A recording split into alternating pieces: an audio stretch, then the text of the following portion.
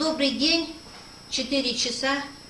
У нас сегодня плановое заседание комиссии, расширенное по развитию арктических и северных территорий вопросам коренных малочисленных народов Севера, Общественной палаты Республики Саха-Якутия.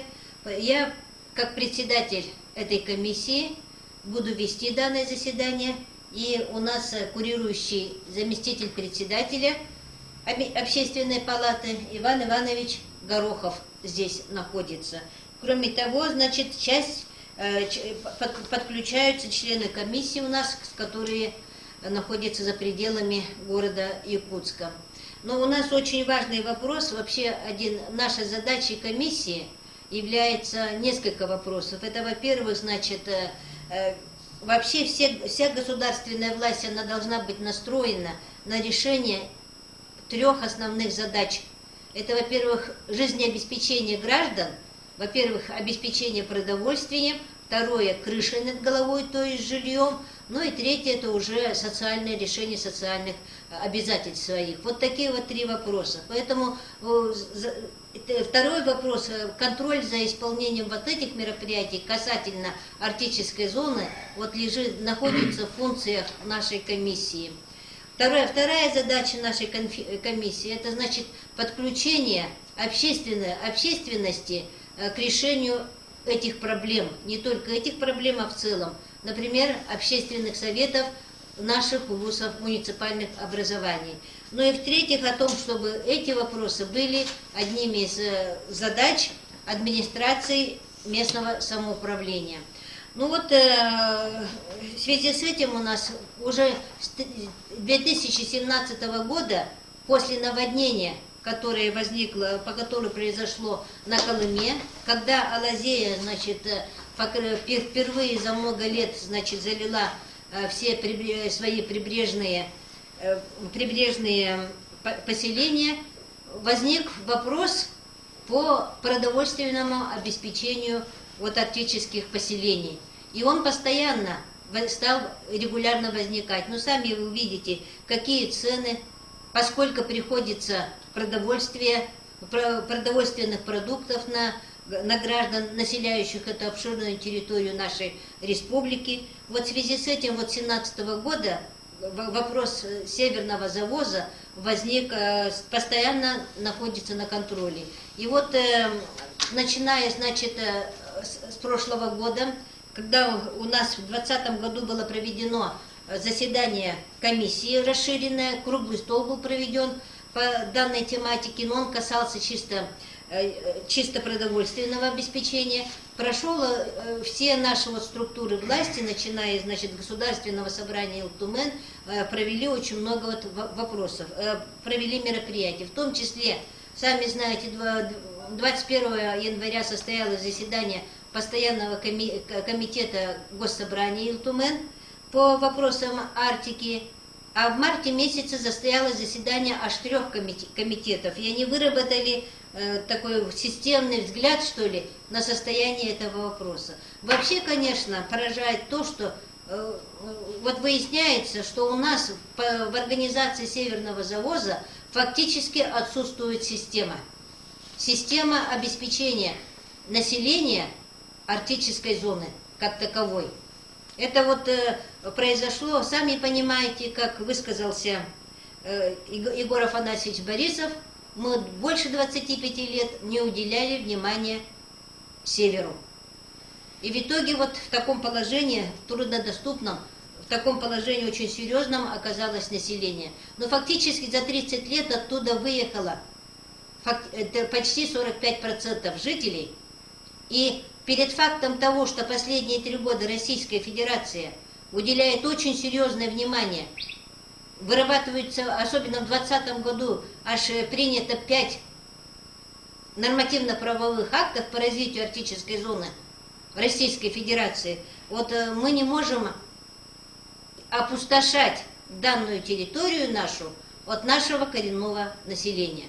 Вот в связи с этим, значит, мы вновь поднимаем проблему уже по итогам навигации этого года, проблему северного завоза какие у нас еще остались проблемы, чего мы достигли, и, значит, какие мы можем выстроить постановочные проблемы перед федеральными структурами, перед руководством нашей республики, и в том числе, значит, особенность,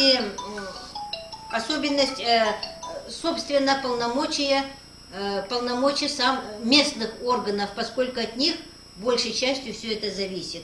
Вот поэтому мы сейчас, у нас уже есть информация от Государственного комитета по обеспечению безопасности жизнедеятельности населения в Республике Саха-Якутия по итогам завоза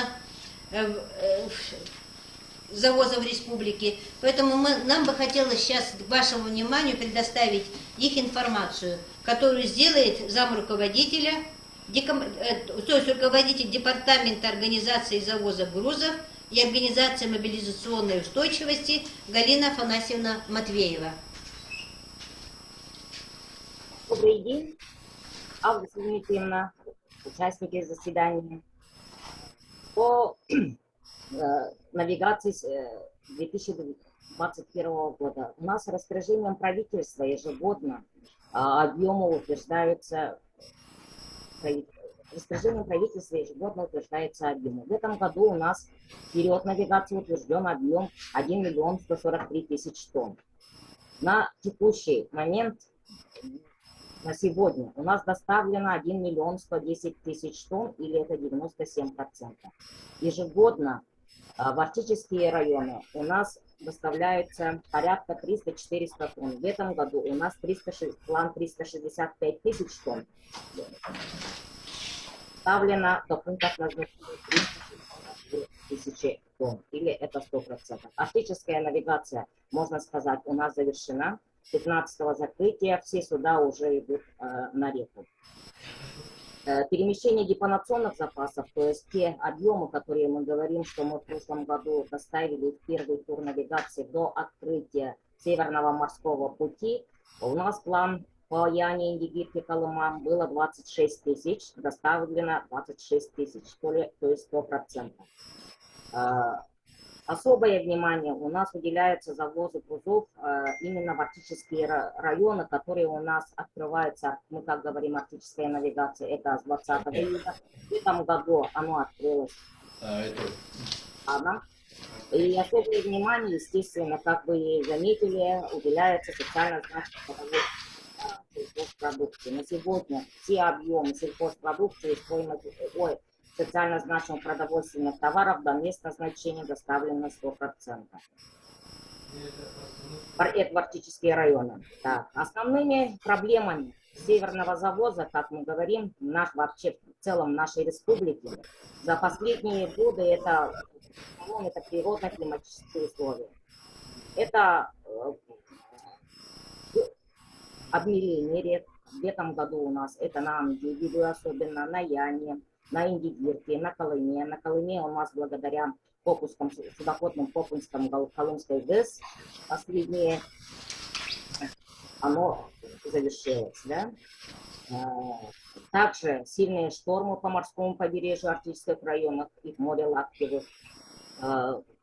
И, конечно, естественно, у нас в этом году из-за крупных лесных пожаров задымленность, что у нас влияет на грузооборот судов. Также у нас в этом году особые сложности были это с добычей и накоплением угля на шахте Джибари-Тихая.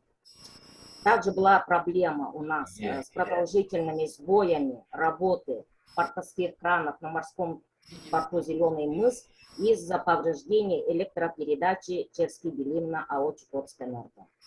По данному вопросу мы Чукотэнерго совместно отрабатывали из Саха-Энерго. По шахте Джибари-Тихая он был у нас на ежедневном контроле. Были приняты ряд правительством мер по замещению угля с других месторождений. Это Сангарского угольного разреза, в основном из Зырянского угольного разреза на Яну.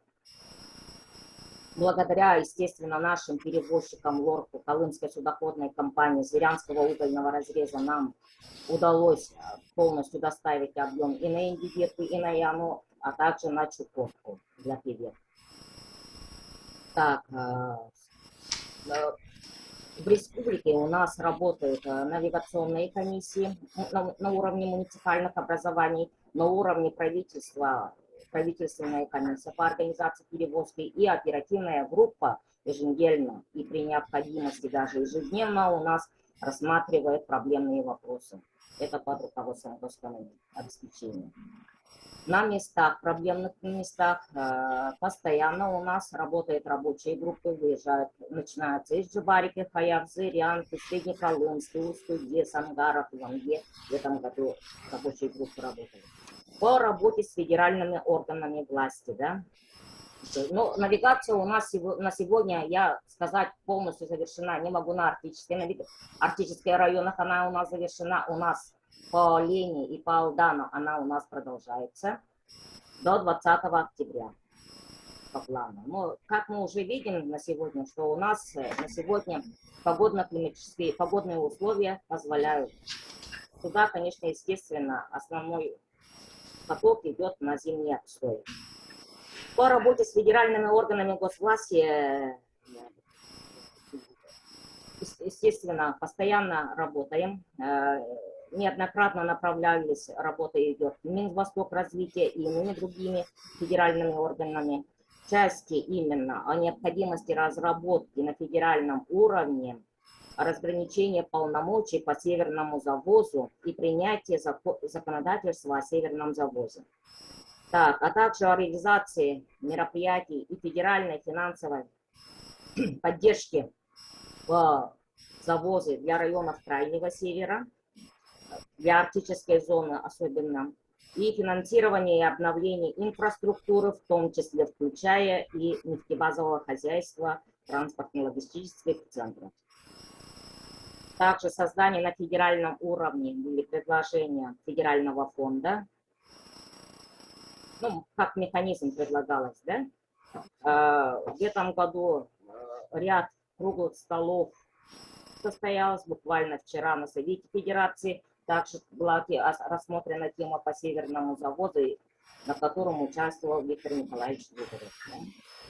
По нормативно-правовым актам в прошлом году, в декабре, в республике принят закон о особом режиме завоза товаров, продукции в населенные пункты республики Саха-Якутия. В рамках реализации данного закона правительством принято постановление об утверждении перечня товаров, необходимых для обеспечения жизнедеятельности населения и стабильного функционирования организаций социальной сферы, жилищно-коммунального хозяйства и энергетики. Разработанный практически на стадии выхода проект постановления о дифференцировании населенных пунктов Республики Саха-Якутия по транспортной доступности и отдаленности для обеспечения жизнедеятельности населения. Также в рамках реализации данного закона приняты распоряжения правительства о поставках жизнеобеспечивающих грузов, по организации завоза грузов в навигацию и о перевозках в зимний период. Также указом главы в этом году, буквально вот в октябре, 6 октября, утверждена стратегия совершенствования системы завоза топливно-энергетических ресурсов в Республику Саха-Якутия на период до 2030 года. В данной стратегии определены долгосрочные цели, задачи, приоритеты и этапы развития системы завоза топливно-энергетических ресурсов. В целях реализации данной стратегии будет утвержден план мероприятий по ее реализации. Так, муниципальное образование, естественно, у нас в северном завозе, как я уже отметила, участвуют, создаются в основных, которых у нас муниципальных районах, которые они находятся на магистральных реках, ежегодно создаются навигационные комиссии, которые непосредственно осуществляют участие в завозе. По возникающим проблемам, по частным возникающим, я могу отметить, да, по отдельным проблемам, естественно, муниципальное образование нам очень много помогает. Также муниципальными образованиями, если части вот полномочий говорить, осуществляется заявка на завоз социально значимых продовольственных товаров. Так, проводится мониторинг за уровнем цен на основные социально значимые продовольственные товары. Так, принимаются меры по увеличению местной сельхозпродукции рыбы, мясной. В целом, навигация в целом у нас в этом году нельзя сказать, что она очень и в благоприятных условиях проходила. Она так же, как и последние годы, она у нас проходит в очень сложных ситуациях, условиях, можно сказать. Вкратце все, у нас завершение навигации планируется в первой декаде ноября. С участием Росфлота, с участием Иркутской области и Чукотской автономного округа. Галина Афанасьевна, у вас все, да? Ага. Поскольку у нас основную политику по арктической зоне делает Министерство по развитию Арктики, поэтому я предлагаю, товарищи, заслушать, значит, сейчас информацию министра Черногазского Владимира Николаевича. Есть у кого-то? Или вы зададите вопросы Галине Афанасьевне? Вопросы можно? Ага. Иван Иванович вопрос задаст. Галина Афанасьевна, да? Галина Афанасьевна. Ага. Галина Афанасьевна. Вот мне надо уточнить, вот здесь вот вы в своем отчете указали, значит, в плане доставки сельхозпродукции. Это что за сельхозпродукция? Это картофель, овощи по линии Якутавторга, которая идет. Так, в связи с этим вопрос. Потребность Арктики в картофеле и овощах какая? Какая? Потребность в картофеле и овощах у нас на сегодня полномочен Минсельхоз. Я думаю, коллеги ответят. Нет, а вы же доставляете, вот 412 тонн доставили. Из какого расчета? Вы должны знать. Вы же отвечаете за безопасность. Это не потребность, это объем завоза. Ну, я понимаю, из какой потребности вы доставили сколько процентов?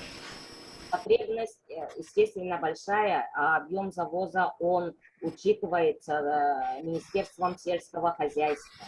Мы координируем тот объем, который утвержден, чтобы он гарантированно дошел до всех населенных пунктов, для которых... Надо знать, что вы делаете, первое. Второе, значит, по продовольственным товарам. Вот здесь вот цифры отражены, 2750, там 3000, значит, отгрузка 3860. Вот в этих объемах входят объемы, значит, Якутавторга или другие объемы? Якутавторга. А? Это объемы Якутавторга. Так, в связи с этим вопрос. От общей потребности Якутавторг сколько обеспечивает, значит, потребности, значит, населения Арктики своим вот социально значимым продуктом?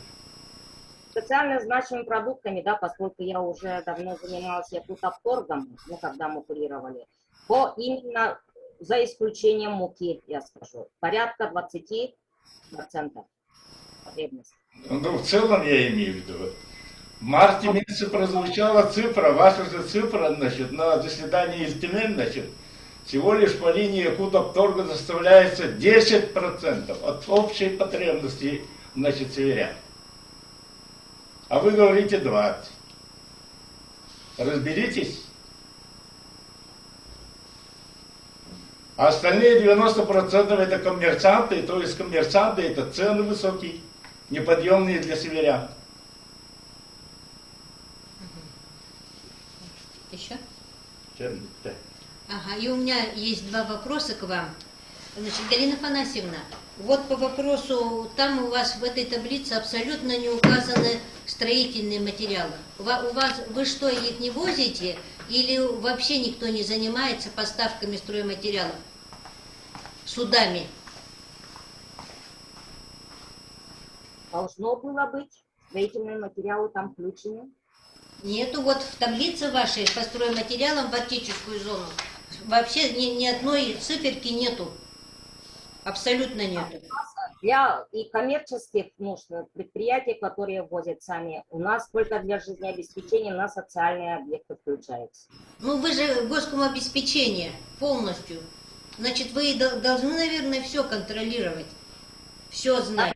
И второй вопрос. Вот как сейчас у нас, значит, мы с вами практически сегодня Покров, первый день зимы.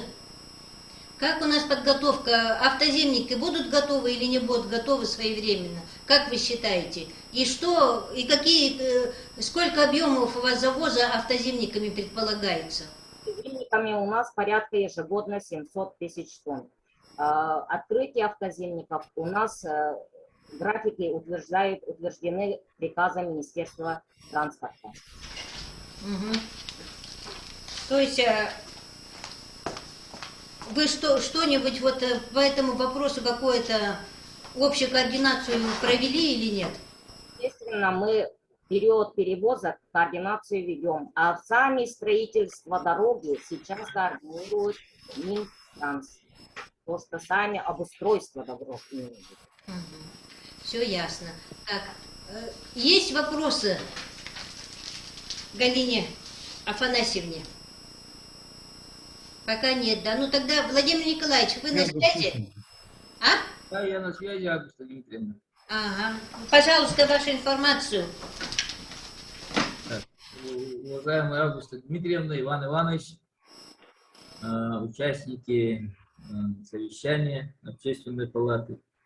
Сегодня обсуждаем вопрос, очень затрагивает за последнее время всех нас, северян. Координация и работы по северным завозам всегда было, есть, и по нему и работают. И сегодня прозвучали упреки, правильные упреки, потому что отсутствует системность и как бы видение дальнейших путей для реализации важного процесса. Это, естественно, это во главу угла должен стоять человек власти. Министерство у нас работает второй год, два года у нас, но по основным стратегическим документам у нас полностью все отработано. Это у нас стратегические указы и коррелированные, корректированные документы у нас и федеральным указом вышли. У нас по республике есть указ главы об основных направлениях государственной политики Арктической зоны Республики Саха-Якутия до 2024 года и стратегия развития Арктической зоны Республики до 1935 года. Вот по системности я хотел бы сегодня остановиться не в килограммах, тоннах, а хотел бы остановиться, что нами проделано. По государственной программе развития Арктической зоны Республики в этом году у нас заложено строительство 2 торгово-логистических центров. Это Белая гора и Усть-Куйга. Вы все наслышаны, что сегодня-завтра они все... Вчера Белая гора открылась, завтра откроется Усть-Куйге. Ну, что такое торгово-логистический центр, я тут не буду говорить. Это как раз та системная работа по обновлению основных фондов компании Якутавто. Дальше у нас проведена научная работа. Научная работа, она называется «Разработка предложений совершенствования государственного регулирования обеспечения арктических районов республики продовольственными товарами, лекарственными средствами и комбикормами». Вот такую работу мы в государственной программе заложили в этом году, и оно на стадии выхода. Очень интересные цифры выходят. То, что вот Иван Иванович спрашивал, сколько по обеспеченности, по санитарным нормам, по прожиточной корзине. Все это просчитано. У нас есть полная ревизия, сделана полная ревизия состояния жизнеобеспечения. Все основные фонды по Арктике, по лекарственным, по аптекам, по продовольственным складам, ну и так далее. К концу мы надеемся, что мы получим новую методику подсчета социально значимых продуктов питания, увеличение, то есть рекомендации будут по расширению ассортимента социально значимых продуктов питания. Ну и надеюсь, что у нас выйдут нормативно-правовые акты в виде постановления правительства. То есть поменяется полностью методика, ну не полностью, а скажем, в более лучшую сторону. Не заявочная будет, а по потребности. Мы вот на прошлой, мы недавно провели научную практическую конференцию в рамках Северного форума устойчивого развития Арктики. И там, конечно, мы подняли как раз вопрос по Северному завозу. Вообще Северный завоз стоит на повестке всех федеральных ветвей власти. Оно всегда звучало, но вот по инициативе нашего министерства в этом году впервые мы провели такую научно-практическую конференцию, где участвовали много представителей регионов нашей страны. Кроме этого, были эксперты, те, которые в свое время занимались северным завозом, ну и ученые. Ждем резолюцию вот этого нашего научно-практического конференции, вы увидите. Здесь очень много предложений, и надеемся, что у нас выработаются хорошие рекомендации. Что сделано в новой части, да, то есть вот по торгово-логистическим центрам, конечно, это прорыв, это революция, скажем, в Северном заводе по обеспечению продовольственными товарами. У нас в разы увеличились по снабжению овощами. Вот видим, и в этом году мы применили малую авиацию. Если раньше мы применяли только магистральные части, то есть якутские районные центры водили, то сейчас мы с августа месяца, когда открывается навигация, уже с использованием малой авиации уже как бы обеспечили и обеспечиваем. У нас три этапа пойдет. Это летняя, осенняя, скажем, августовская, сентябрьская и октябрьская, где мы должны покрыть 47 населенных пунктов. С этого года мы уже начали работать с муниципальным образованием по авиаплощадкам. И есть очень хорошие примеры. Например, Кустур, Авиано-Бакантайского района, они выиграли грант, не грант, а как его, грант по ПМИ и обустроили свою авиаплощадку. Также вот по личному участию главы района Евгения Михайловича во всех населенных пунктах Среднеколымского АУСа обустроена авиаплощадка. Поэтому им удалось в сентябре уже получить овощи малой авиации. Дальше мы готовим законопроект Илтумен по фактории, по работе фактории. Ну, она как будет называться, вот мы сейчас с депутатами отрабатываем. То есть дальнейшее развитие торгово-логистических центров. Оно должно обеспечивать заготовку круглый год. То есть обеспечивать обратной загрузкой транспорт. Это авиацию, водный транспорт и автомобильный транспорт. Это приведет к тому, что уже появится доход нашего населения, жителей Арктики. Вот если коротко сказать, как мы системно работаем по этому направлению. Кроме того, у нас мы работаем с федеральной властью в государственной программе развития Арктической зоны Российской Федерации по подпрограмме экономической помощи коренным малочисленным народам. Отдельной строкой выделено в следующем году 10 миллионов рублей на строительство торгово-логистических центров. Но это по всей России. Для этого мы заложили бюджет свой в этом году 13,5 миллиона рублей на проект торгово-логистических центров. Это Жиганск, Верхоянский район и Среднеколымский район. Надеемся, что мы будем участвовать в этой программе. Вот коротко у меня все.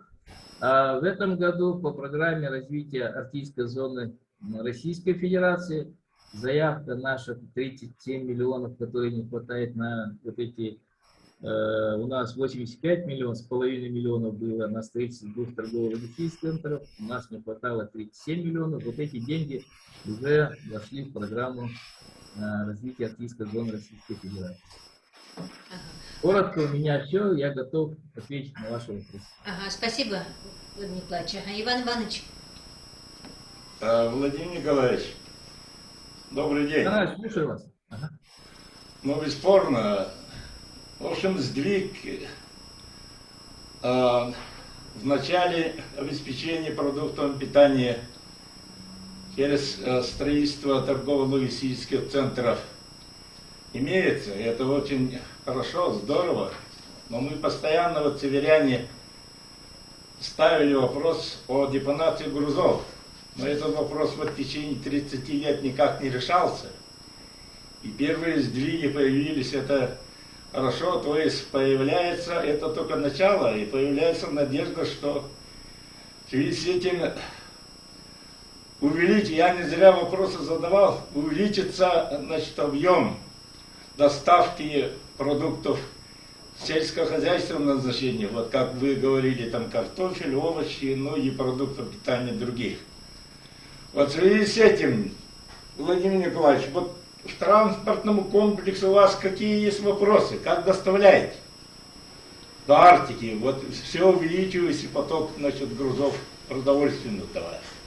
Вот здесь у нас, вот я не вижу, правда, вот Сергей Николаевич должен быть из Министерства транспорта, и вот из УЛОРПа человек сидит, скучает, там, задайте вопросы им. Ну, Иван Иванович, мы с ЛОРПом работаем, все наши заявки они выполняют, так что у нас как бы проблем нет, но мы хотим, у нас стратегия своя, транспортная, для Якутавторга, следующая. Мы в этом году с ПК-10, 25-10 отправляем, оно уже едет, уже минует Каспийское море, Санкт-Петербург на зимовку, и со следующего года он должен зимовать там, и со следующего года уже с материковой части нашей страны он завезет продукты питания для наших рек. Кроме этого, мы по Баяне хотим, чтобы на наше продовольствие поднималось до Батагая. По нему мы уже отрабатываем одно судно мелкосидящее, которое обязательно его закупит. По нашей программе, либо по другой, но вопрос в этом несомненно стоит. И, естественно, этот вопрос со следующего года решим. Тогда будет толк именно торгово-логистического центра Батагая, оно будет центром, скажем, депонации грузов то есть овощей и фруктов, продовольствия для Верхоянского и Авиано-Батантайского районов. Вот такая пока на следующий год стратегия. Владимир Николаевич, кроме речного транспорта еще есть автомобильный транспорт, дублирующий, так сказать. Конечно, Иван Иванович. И еще, значит, авиационный есть. Сегодня по авиации мы же видим, в наше время Ан-20, Ан-12, которые имели грузоподъемность до 12 тонн, доставляли свежие, значит, вот овощи, значит, не водой, которые до половины там или 25% гниет, значит, а напрямую, вот в этом вопросе, в вопросе прогресса я имею в виду. И конечно, Иван вот Иванович. то же самое есть проблема-то, мы знаем же это, значит. Иван Иванович, вы очень правильно задаете вопросы. Мы всецело я поддерживаю. И в перспективах у нас, я вот вчера с главой Арсеном Сергеевичем переговорил о передаче нам совхоза Санаяхтарский. Мы его превратим, надеюсь, мы его превратим, ну, помечтать, да, превратим его в образцово-показательный совхоз, которая будет снабжать нашу армию. Да, автомобильный транспорт очень у нас все равно будет, поэтому планирую еще в следующем году проект по Хамдыге именно депонационного склада, скажем, торгово-логистического центра, который будет обслуживать по Колымской трассе, да, и Верхоянской будет район. То есть в этой части, да, у нас тоже план есть. Хорошо. Владимир Николаевич, вот два таких вопроса. Заявки на поставку грузов по Северному морскому пути, с использованием Северного морского пути, кто у нас делает, вообще кто этим делом занимается? И второе, значит, это второй вопрос у меня. И вы использовали нынче самолет Ан-2 чей? Частный или Якут Авиа?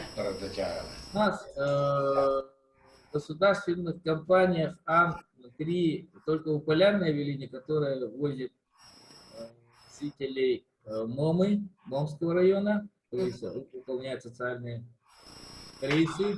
А вся остальная малая авиация, я имею в виду самолеты типа Ан-2, все находятся у частных авиакомпаний. Да, по Колыме и по Яне, по Колыме у нас работал Кривошапкин, а по Индигирке? А по Индигирке и тоже Кривошапкин работает. И еще одна компания работает сейчас на Яне и Булыне. По Телице. Ну и Северный морской путь, кто заявки у нас оформляет? По Северному морскому пути как бы заявок промышленной компании, это давно работает Алмаза Набара. В нем постоянно с ними работает администрация Анабарского района, Мупандросова, и поэтому у них схема завоза продовольственных товаров идет с Хатанги, да, с Архангельска. Это совместно с грузами Алмазов и Набара. Ага. Вот. Остальные заявку на грузы у нас нету. Ни нефтяных компаний, ни этих компаний. Никто не оформляет. Вот так. Пока нет. Все, я... Следующего года будет Якутавтор. Ага. Якутавторск на будущий год. Это хорошо. Сергей Августович, у вас вопрос? Пожалуйста. Да. Мы сегодня разговаривали с Верхнеколымским улусом, и у них возникла ситуация, что суда подошли на днях, но фрукты, овощи, уже есть опасения, что уже там заморожены. Почему вот такая задержка произошла? Вовремя почему не можем завести? Вот, раньше-то обычно в сентябре, в начале сентября, конце августа уже начинались перевозки. А тут у нас почему-то в этом году народ, наверное, останется без картофеля, без капусты. Или опять будем героически самолетами возить. Ан-2 или Ан-24. Уважаемый Сергей Августович, можно ответить, да? Да-да. Пожалуйста. Ну, конечно, у нас северная арктическая навигация, она сопряжена, конечно, природно-климатическими условиями, да. У нас возникла из-за того, что Терский оставался без света. То есть аварии, постоянно аварии Билибинского на линии Билибина-Черский. У нас практически флот стоял в сентябре, в августе практически больше месяца. Но, несмотря на это, речники справились в навигации. И я не думаю, что замерзшие картофель или овощи пришли в Колыму. Да, Прямо так фрукты и овощи стоят до сих пор в контейнерах, их даже не выгружали. Как это можно объяснить? Вот такого нет, это работа. Ну как, такие морозы на улице стоят. В Зырянке-то уже давно холода стоят. Лед уже? Зырянки, к вашему сведению, моему сведению, там намного хорошие погодности.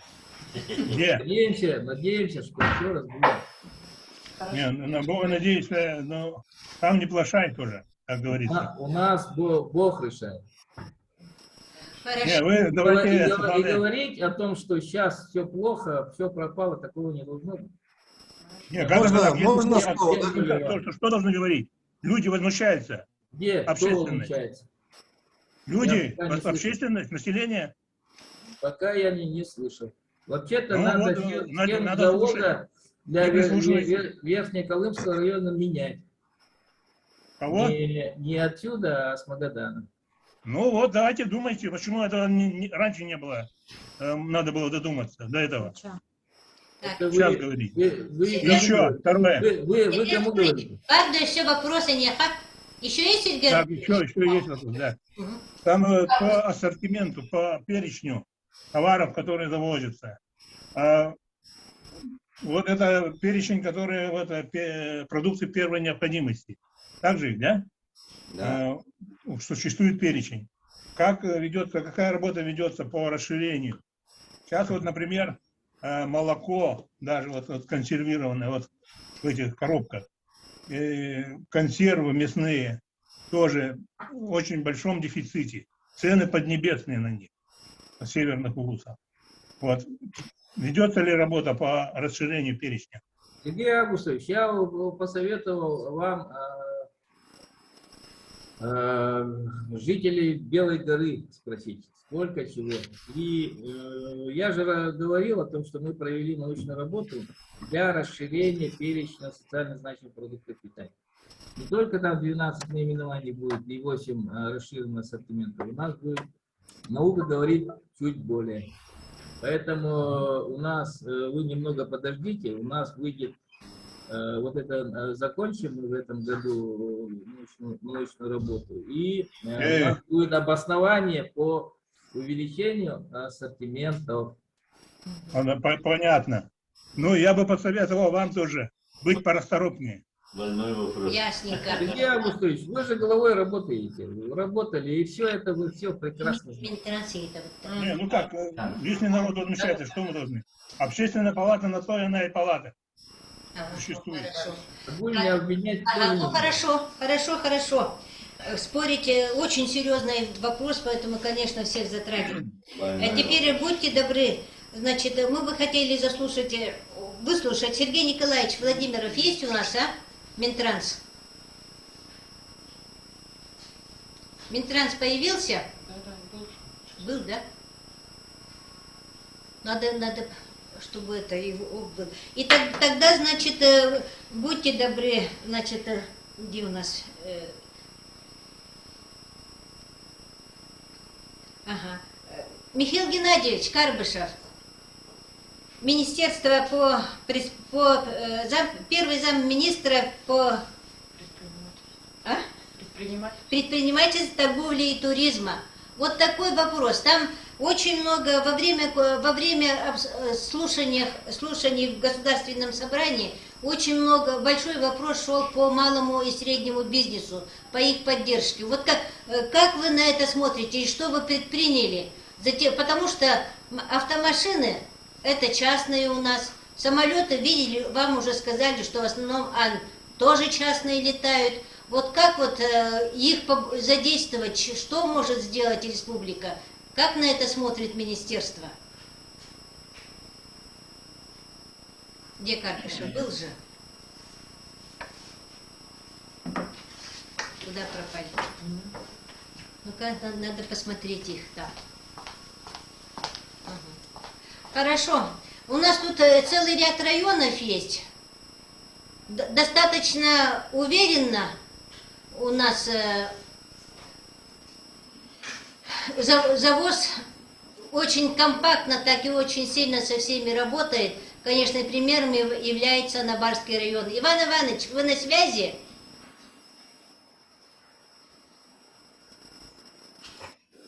Добрый день, Августа Дмитриевна, добрый день, Иван Иванович, добрый день, коллеги. Ну, от нас информация нужна, да?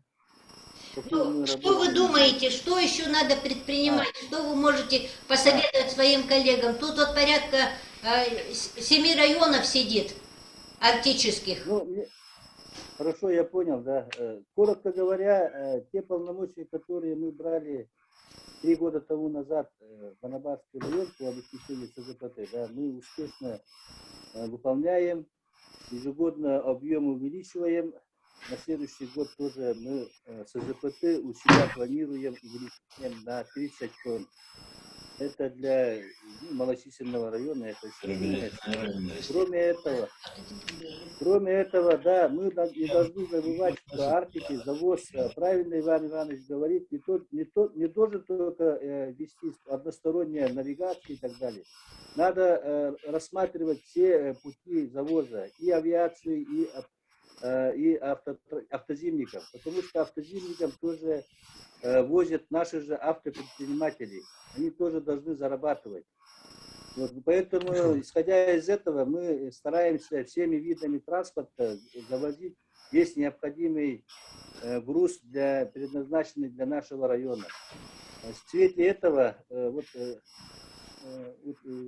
перед нынешним автозимником мы уже готовы достойно встретить зимовку.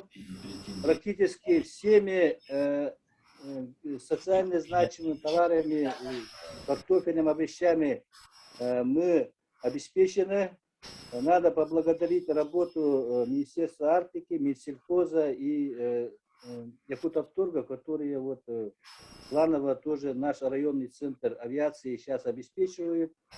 Наши заявки принимаются. Со своей стороны мы в навигацию самый отдаленный Юринхаинский, Долганский наслед нами через свой МУП имени Николая Егоровича Андросова всем необходимым обеспечили. 5 грузов коммерческие структуры тоже привезли с Архангельска. В этом году мы оттуда не привезли. В свете этого, вот по Севморпути у нас есть предложение. Севморпуть надо рассматривать завоз для Арктики не только социально значимых продовольственных товаров, но и всех товаров. Это и строительный материал, и это и железо и так далее. Тот строительный материал, который нужен для реализации республиканской федеральной программы переселения. Правильно. Поэтому из-за того, что вот строительный материал же сейчас 2-3 раза вырос, и мы видим, что наши соседи, другие арктические районы абсолютно не участвуют по этой программе. Они, мы их понимаем, транспортная логистика очень сложная, они боятся транспортной составляющей, поэтому нормально работающие застройщик компании, они в Арктике не идут из-за этого. Конечно, у нас есть логистика алмазов Анавара, у нас своя внебюджетные доходы, и мы поэтому этим пользуемся, поэтому и то нам тяжело удерживать здесь нормальных застройщиков. Слышно, да, меня? Слышно, Иван Иванович. Поэтому мы все-таки предлагаем, да, чтобы на уровне республики все-таки рассматривали вопрос завоза именно ну, всех видов грузов именно предназначены для Арктики. Проблема строительного комплекса в том, что вот Арктические районы практически сейчас, кроме Оленёкского, Анабарского и Аймяконского районов, да, по программе переселения из-за таких проблем не участвуют. Они просто вопрос легко решают. Они выкупают вот эти старые дома и людей переселяют в города и так далее. Мы считаем это тоже неправильно. Да. Народ из Арктики, если коли уж мы хотим развивать Арктику, да, надо народ всяческими этими надо удерживать, Правильно, чтобы правильно. развивать свои территории. И вот если вот на всех уровнях властей идет ну, стратегия развития поддержки Арктики, да, мы наоборот это дело со всех сторон должны рассматривать. Поэтому мы предлагаем так, более комплексно посмотреть вопрос завоза грузов, всех видов грузов арктическим районам, потому что заказать одному Анабарскому району маленький объем, это уже практически невозможное дело, самостоятельно заказать. Поэтому мы предлагаем кооперироваться с другими районами, с тем же Якутавторгом, чтобы весь необходимый груз везти северным морским путем. Тогда это намного удешевит затраты, ну, все вот эта экономика выйдет. И мы спокойно перенесем те как бы дефициты именно стройматериалов, которые у нас возникли в Южной Якутии и так далее. Такого дефицита мы должны обходить именно завозом по Севморпути. Вот. Поэтому у нас такое предложение будет. Все этого вот, по завозу социально значимых товаров, да, межрегиональная перевозка в навигацию, это конкретно по Северному морскому пути, пока не субсидируется. Поэтому мы предлагаем по завозу социально значимых продовольственных товаров предусмотреть субсидию, которая перевезена северным морским путем из других регионов. Конкретно это Архангельск, Мурманск. Тем более там продукция, качество, требований евростандарта. Мы уже знаем, что там намного продукты качественные и лучше, скажем так. Поэтому вот мы такое у нас предложение. Спасибо. Иван Иванович, вот вы со своими этими водителями хорошо работаете, участниками, да? Ну-ка вот объясните своим коллегам, как вы с ними работаете? Ну, как работаем, да? Они давно уже жизнь заставила их работать намного лучше, чем государство, скажем так. Поэтому наши автопредприниматели сейчас работают во всех перевозках и промышленности, и района. Они возят груза по всей России. Они просят всегда работу, поэтому то, что они раньше в 90-х годах и обеспечивали таймылыр, тогда с таймылыром проблемы обеспечения не было. А из-за того, что вот новый закон о рыболовстве был принят, да, таймылырцы решили сами заняться торговлей своей рыбой. Из-за этого таймылыр был отрезан вообще по всем направлениям. Просто наши автопредприниматели уже вынуждены были отказаться от дальнейшей работы по торговле. Поэтому с автопредпринимателями мы работаем так, что мы задания даем, они участвуют в конкурсах, и они всегда обеспечены работой и по конкурсу, конечно, да, и в Алмазах Анабара, и по объемам перевозки наших грузов, по стройматериалам и так далее. И, конечно, со стороны района есть поддержка в том плане, именно конкретно своих. Даже у нас свои таксисты есть, которые поддержки нашего района выдерживают конкуренцию с республиканскими таксомоторными службами.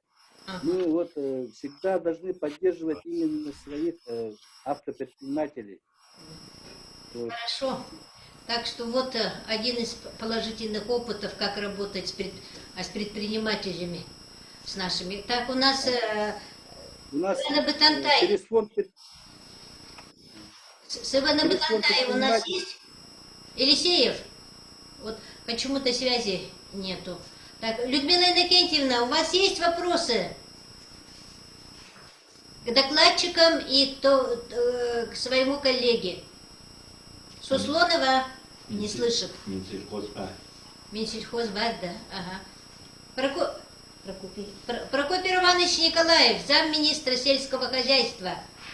Что вы можете сказать, что вы планируете на будущий год? Как вы нам улучшать северный завоз? Вот правильно Иван Иванович говорит, мы не должны заклиниваться только на продовольственном обеспечении. В Арктику должно возиться все. И причем надо искать пути более дешевого варианта. Так, Николай Романович, вы... Прокопий Романович, Прокопий Романович, извиняюсь. Ага. Извиняюсь. извините, я сейчас только подключился, потому что я был у панели конференции у Кена Владимира Николаевича, только доклад закончил. Ага. Вопрос в чем заключается, я не расслышал. Ага. Вообще идет вопрос об итогах текущего вот завоза и вообще о перспективах северного завоза в целом. Ну, мы завоз навигационный, да, заканчиваем, да, остались, ну, имеется по летней навигации. Осталось еще воздушным транспортом сейчас довести до конца года наши зеленые рейсы. В принципе, мы сейчас по навигации полностью на 100% выполнили все по населенным пунктам, где доставляется водный транспорт, мы доставили полностью на 100%. И особенности этого года, наверное, все наслышаны, наверное, что мы даже доставляем с ЗПТ и расширенный ассортимент продуктов до населенных пунктов. И в этом году применяем малую авиацию. Начали применять малую авиацию. И сейчас, вот, в период осеннего бюджета республики, мы пока авансом идет, да, но за счет экотопторга. Но мы в бюджете республики уже дополнительные источники находим и на уточнение бюджета влаживаем где-то на 36 миллионов рублей на это дело. Поэтому, в принципе, еще там у нас дополнительные источники идут, поэтому, в принципе, та продукция, которая идет сейчас, овощная продукция, фруктов, доставляется, ну, как бы уже слышно, в хорошей цене и хороших объемах. Мы увеличиваем объемы. Ну, а на перспективу мы такую динамику сохраняем, и еще больше будет. И тем более наши депутаты Ильтумена, вчера только у Голомарева было совещание по бюджету тоже, и мы залаживаем тоже средства, как бы. Но полномочия мы передаем с следующего года Министерству Арктики по делам народов, потому что Министерство сельского хозяйства, мы уже как бы свои функции того, что раньше же было Агроснаб, же этим вопросом занимался. Агроснаб мы присоединили с Якутопторгом, и как бы одно хорошее предприятие, которое обеспечит продуктами питания наших северян, получается. И поэтому, и тем более с образованием Министерства Арктики, их полномочиями, и тем более там у нас министр Черноградский, опытный товарищ в этом направлении, и мы передаем полномочия. Сейчас идет процесс передачи. С следующего года этим будет заниматься Минарктики. Комплексно. Хорошо, то что-то только Мы, Министерство сельского хозяйства только будет... Ребята, кто тут есть у нас, а? Министерство сельского хозяйства будет только мы предоставлять нашу хозяйственную продукцию. Алло. Да. Ясненько. Я говорю, что-то долго передача полномочий. По-моему, где-то года 2 назад этот вопрос был поставлен перед правительством. Нет, год назад только. Ага, сконцентрировано было. Еще 2. Да. Ага. Прокопий Иванович, Суслонова не було. добрый день. Вы Тахаламани. опытный северянин. Суслонова не Человек с було. места, скажем так. По себе знаете, значит, что такое, значит, жить на севере, будучи главой Оленевской области. Вот в связи с этим у меня вопрос, значит, вы как-то, вот когда вы подсчитываете объемы доставки тех же, значит, сельхозпродукции, картофеля, овощей, все-таки мониторите или нет? Есть у вас план или какая-то, ну, громко может быть сказано, значит, стратегия по выращиванию картофеля, овощей, значит, в целом, или и здесь, и на местах? Есть же практика, это и на севере можно выращивать. Есть материалы Академии наук, значит, в 1934-1935 годах в Абыйском Улусе. Они, оказывается, сами обеспечивали картофелем и, значит, капустой. А мы, в принципе, этого и не знаем. То есть это не все же возить отсюда, и на местах можно выращивать. Такую политику Минсельхоз проводит или нет? Первое. И второе, вот традиционного отрасли производства Минарктики вы не планируете передавать? Как-то более близко было к вопросу Минарктики. Это производство, значит, продукта питания на месте, значит, и реализация на месте. Значит. А то в других разных руках как-то. Я имею в виду рыболовство, охота, там, значит. Понимаете, да? А? Понимаете? Так, ладно, все, понял. Можно, да, ответить? Да, пожалуйста. Ага. Ну, по первому вопросу по выращиванию там на местах овощей и картофеля. Картофель, конечно, есть районы, которые, да, в советские времена начинали заниматься этим вопросом. И как вы уже сказали сами, да, я глава Оленевского района, тоже когда работал, в селе Эйк тоже начали мы в свое время выращивать картофель. Но оно у нас не пошло, потому что все равно центральная часть уже, горный район считается экстремальным, да, для выращивания овощей. Поэтому у нас один год то получалось, то второй год мы вообще ничего не получали. Поэтому, когда системности такой нету, когда плановая, очень сложно прогнозировать и обеспечение продуктов питания. Вот, Прокоповна, поэтому я спрашиваю, значит, и вот у вас есть план, стратегия, то есть это обозначает системную работу, а не так в экспериментальном плане, отдельности каждая глава будет, значит, штык, значит, там пробовать. Поэтому система нужна здесь. Минсельхоз проводит или нет эту политику? Вот я об этом спрашиваю. Ага. Мы на северных территориях, где экстремальные условия выращивания картофеля, мы такую политику не проводим на сегодняшний день. Потому что мы оттуда ушли. Когда лично подсобное хозяйство, когда личные хозяйства там выращивают, уже эти люди сами почти что тоже обеспечиваются, выращивают сами. Мы дополнительно то, что не завезли, мы завозим через закупок туда. Прокоп Иванович, министерство как раз орган, который проводит государственную политику в области обеспечения продовольствием. То есть это не только государство, а значит, то, что должно выращиваться на местах, тоже это государственная политика, необходимая, которую проводить в данном случае Министерство сельского хозяйства.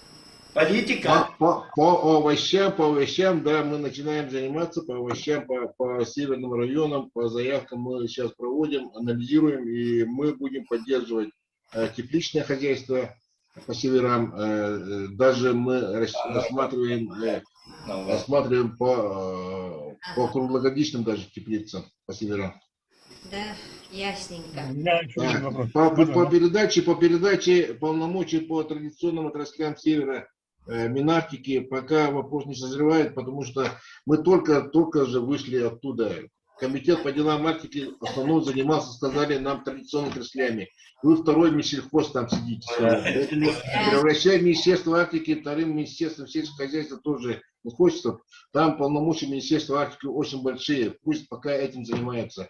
Вопрос назреет, мы живем, всегда что-то меняется. Через 2-3 года может возникнуть вопрос. Ну не нам решать, правильно говорить. Сергей Августович. Сергей Августович. Можно, да, вопрос? Сегодня, вот когда мы разговаривали с Верхнеколымском, они утверждают, что не знают, какие объемы им завезли. Представитель там Госопторга, да, отказывается давать данные. Звони, пожалуйста, и Минтранс. Какой ответ? Что там будет? Как они должны знать, что завезено, сколько завезено, кто обеспечивает приемку, контроль? Сергей Августович, такого не должно быть. Все согласовывается с районами. На основании заявок районов все планы делаются за год до навигации. Поэтому там никаких просто не должно Это быть. понятно. Такого. Ну, значит, надо с Согласуются. сотрудниками разговаривать, чтобы они, ну, хотя бы информировали, сколько чего поступило. Да, муниципалы должны четко контролировать все эти дела. Да. С самого начала и до самого конца. Значит, у нас еще присутствует очень большая группа с Нижнеколымского района. Так? Или уже ушли? Время. Разница у нас. Администрация тоже... Да, мы здесь, Августа Дмитриевна. Ага. Августа Дмитриевна, мы здесь. Вы здесь, да? У нас... Диодор Аркадий Романович. Ага, да. Петр Котельников, да? Нет, Ким. У нас здесь присутствует Петр Алексеевич Котельников, Сергей Николаевич Третьяков. Это, соответственно, главы Колымского и Андрюшкина, Алёринского субтула. Я вот недавно стал исполняющим обязанности первого зама главы, Диодоров Аркадий Романович. Да, в общем, навигация в этом году прошла. Якутавтодор до Черского завез, можно сказать, в полном объеме все грузы. Я лично ходил на факторию, смотрел, овощи, картошка хорошего отменного качества, капуста, ну, с морковкой Вот, там местами. Так и должно быть. Так. Но у нас, конечно, вот есть проблемы. Владимир Николаевич Черноградский об этом уже сказал. Проблемы с устойчивостью энергообеспечения у нас запитано от Билибинской АЭС. И вот эти краны по мощности местная сеть их не вытягивает. Ну и поэтому вот, начиная с августа, где-то так начались задержки. Корабли стояли на рейдах, в итоге Магдебург ушел поздно, вернулся тоже, соответственно, поздно. Выгрузился он где-то полностью в числах 7-х. 4 числа у нас уже ГИМС закрыл реку. Ну, река встала буквально, вот они выгрузились, и на глазах пошла шуга. Река встала 9-го, 8-го где-то в ночь. Сейчас уже лед там сантиметров 10, наверное, будет. На буранах Да. некоторые лихачат, да, ну, это такое есть. Но... Река встала, да? Так что вот мы не успели отправить в Колымское. Ага. В Колымское так и не ушло. Оно осталось в Черском здесь. Не в контейнерах, где-нибудь, а на фактории, да, оно хранится нормально. Мгм. Ну и Якутавтодор, я слышал, будет решать этот вопрос. Я надеюсь, в скором времени это решится. Хочу передать слово главе Халарческого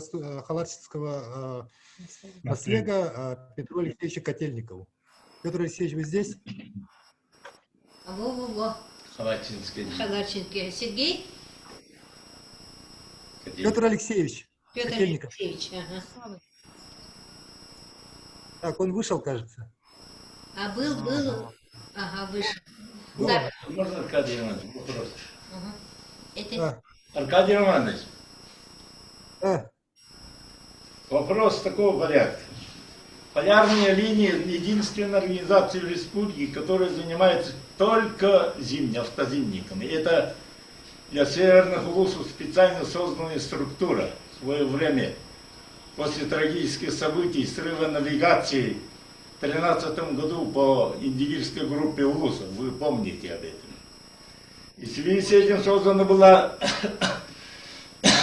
компания «Дороги Арктики» для обеспечения, значит, дублирующего вида транспорта вот речниками, это автомобильный транспорт. И поскольку, значит, на севере, ну я сам северянин, значит, знаю очень хорошо весь север. Это моя родина, как рыба в воде чувствует. И в связи с этим некоторым должен пояснить, что там, значит, зимники, они обустраивается у нас в основном, значит, по водоемам и по, ну, болотам, по, значит, таким самым болотным местам. И, то есть возникает необходимость ускорения, значит, ледостава.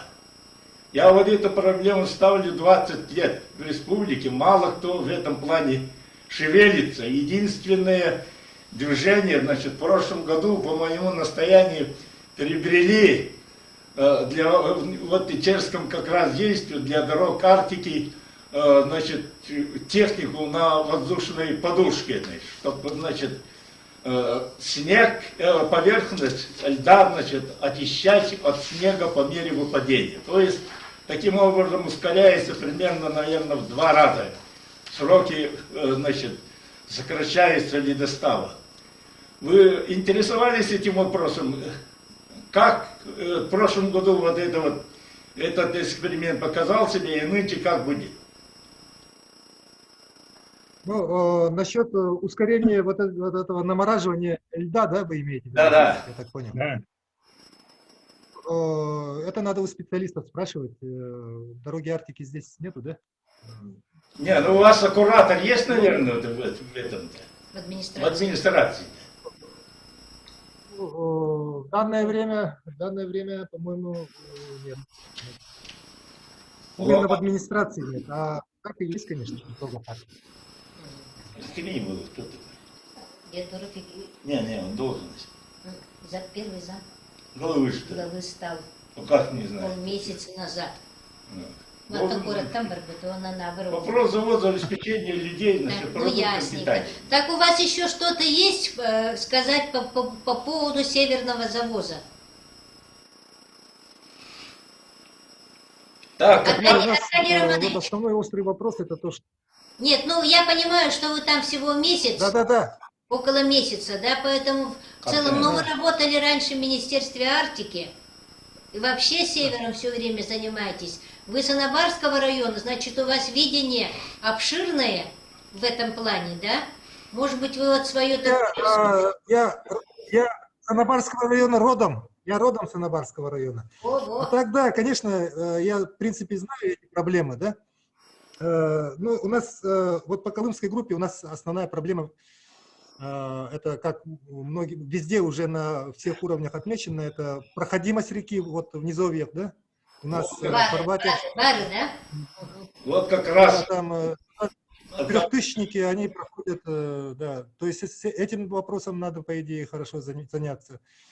Потом у нас, поскольку Зеленомысский речной порт это как бы перевалочный пункт, то тут устойчивое электроснабжение этого порта необходимо обеспечить.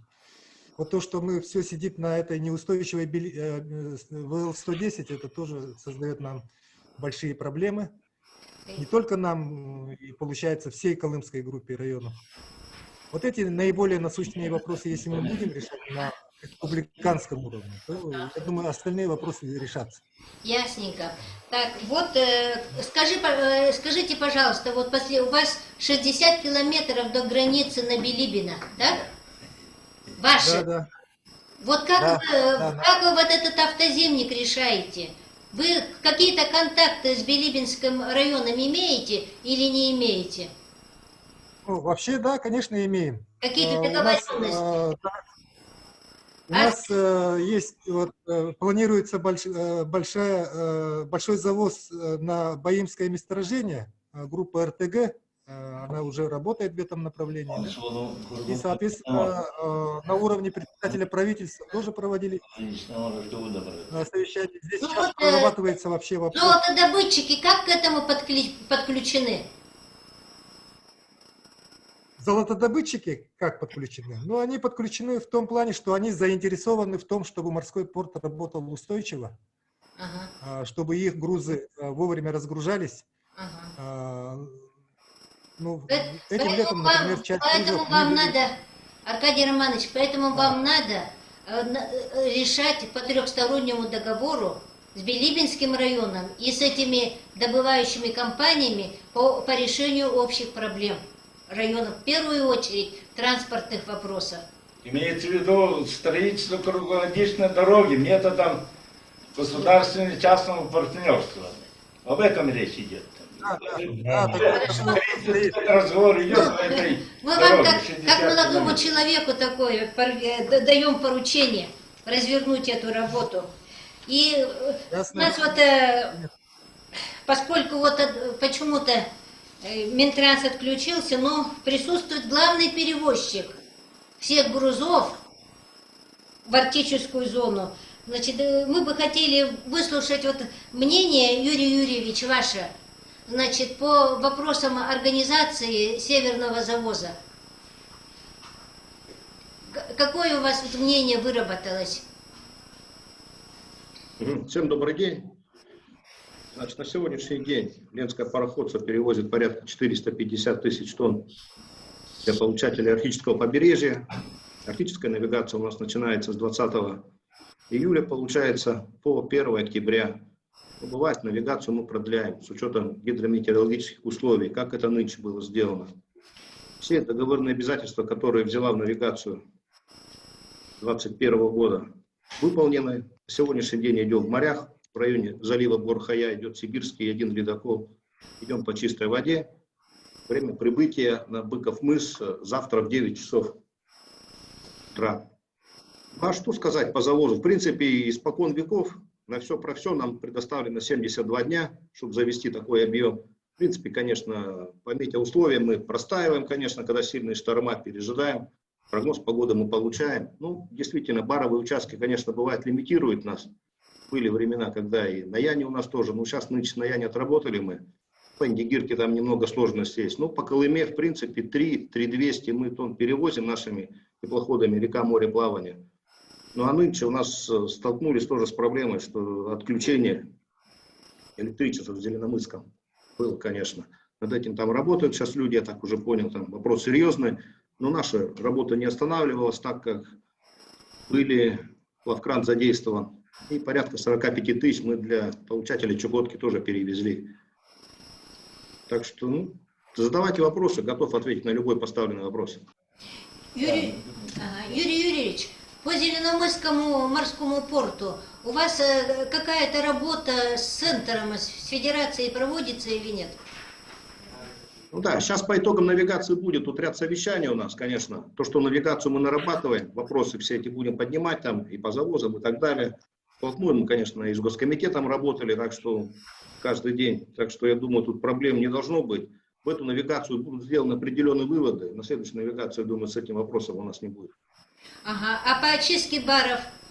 Вопрос я задам по-другому. По-другому? Да. Ну там, конечно, да, тут, значит, морское судоходство, правильно говорите, там самое главное это баровые участки сложностей. Вот. Было время, значит, советское, я имел счастье захватить, когда, значит, на баровых участках арктических рек работали два мощных земснаряда финского происхождения, производства. По последнему слову, которые были, значит, смонтированы в Финляндии, финские. Вот сегодня остался один из них или нет? Один-то утопили где-то там, в Сахалине, Приморье. Вот. И сегодня каким образом вы обеспечиваете, значит, проход судов по этим баровым участкам? Было время, вот та самая трагедия, которая случилась в 2013 году, когда чуть Индигирку не заморозили, как раз из-за баровых участков, из-за нехватки земснарядов было. У вас же есть понятие, там, отгонные ветра, там, нагонные ветра, значит, вот, как будто бы в большей степени мы ждем у моря погода получается. Какая-то перспектива есть, значит, по обеспечению, значит, земснарядами, вот этих самых таких труднопроходимых участков?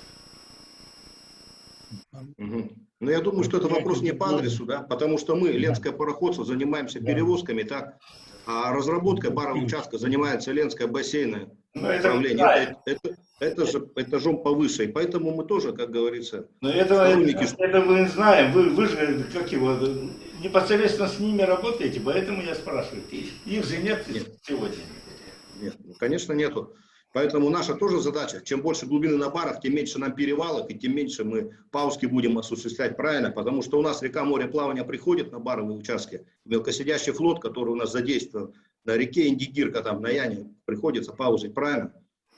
Так что есть такой земснаряд, действительно есть, были переброски, как говорится, земснарядов, меняли местами Индигирка. Я понял, про что вы говорите, а на бар, который перегоняли туда, да, он утопил там в районе Сахалина, там это я тоже знаю. Да. Вот. И не Поэтому... только снаряд, там сюда тоже. Юрий Юрьевич, вот такой еще один вопрос. Вы знаете, вот в курсе, да, что, ну это, наверное, не ваш, не пароход, а теплоход, но мальчиков. Ну, да, мальчик есть такой, да? Возит, и который прошел с этими с грузами мимо Аллаихи, не оставил там продовольственные продукты.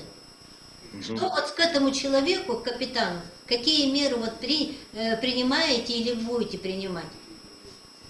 Так это теплоход, это нас не касается. Да, это другое совсем структурное подразделение, другой хозяйственный субъект, понимаете?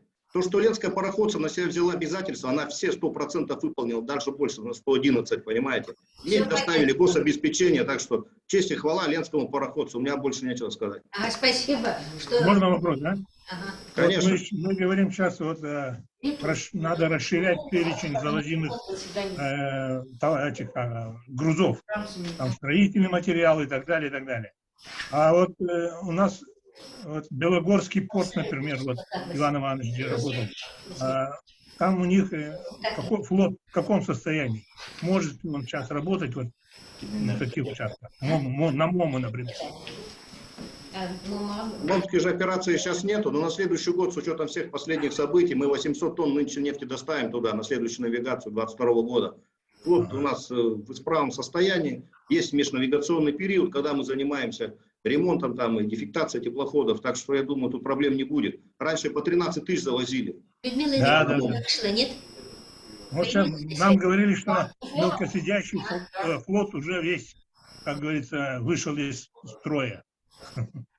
Не, как он вышел, так он и зайдет туда, понимаете. У нас мелкосидящий флот есть, СПН, который называется на Индигирке, понимаете. И мы тоже планируем же свою организацию, правильно? Готовь сани, как говорится, зимой, летом, телегу зимой, да. Смотрим, какие объемы, поставки, флот планируем, флот расставляем согласно, допустим, завоза груза, правильно? И в Арктику, допустим, и здесь по реке, по Вилюю. Так что мы готовы. Мы готовы к любым перевозкам. Только давайте нам работу, мы выполним ее все.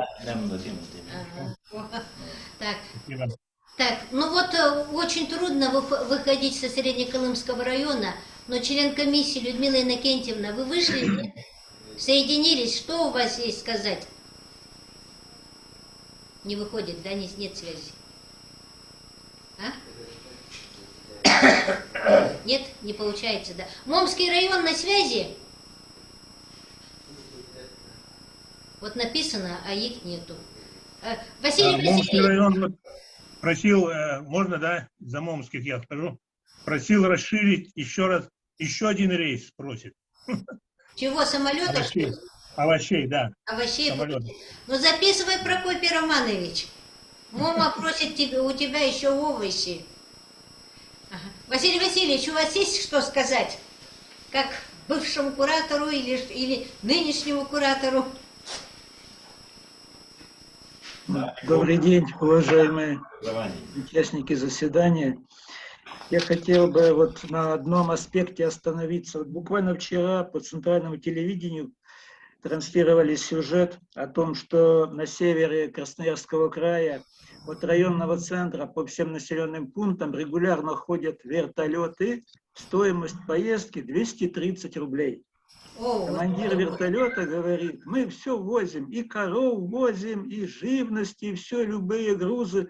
То есть там решили, они говорят о том, что снижение стоимости обеспечили за счет бюджета своего субъекта. То есть, если бы, конечно, у нас стоимость внутри республики по северам и от районного центра до поселений была вот такая доступная, ну, сами представляете, как легко бы люди вздохнули, да, можно было бы действительно любые грузы возить, поэтому, может, все-таки надо постепенно как-то снижать стоимость перевозок за счет датирования из госбюджета. Иначе ведь проблему невозможно решать. Ну, невозможно за такие деньги до Якутска прилететь, от районного центра до поселения, и лететь нечем, и при таких стоимости часа вертолета невозможно. Поэтому я бы вот предложил все-таки нам как-то, может, от общественного мнения обратиться к руководству, чтобы все-таки рассматривали вопрос снижения тарифов по авиаперевозкам в районах Крайнего Севера и Заполярья. Спасибо. Постоянно Василий Васильевич ставится. Да, здесь вопрос очень сложный, потому что у нас в связи с тем, что аэропорты северные, ну, климат холодный, очень большие затраты на содержание аэродрома. И вот, соответственно, штатные единицы, их тоже много, чтобы смена была и так далее. Ага. Так. Котельников появился, да? Котельников появился. Да, здравствуйте. Андрюшкина? Слышно, да?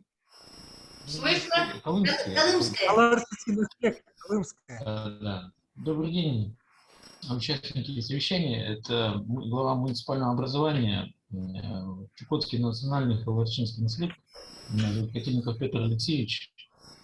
Ну, у нас, я вот послушал совещание, которое сегодня проходило, информация, конечно, в плане доставки, конечно, прогресс есть, и авиация, и водой доставляется, и автозимникам.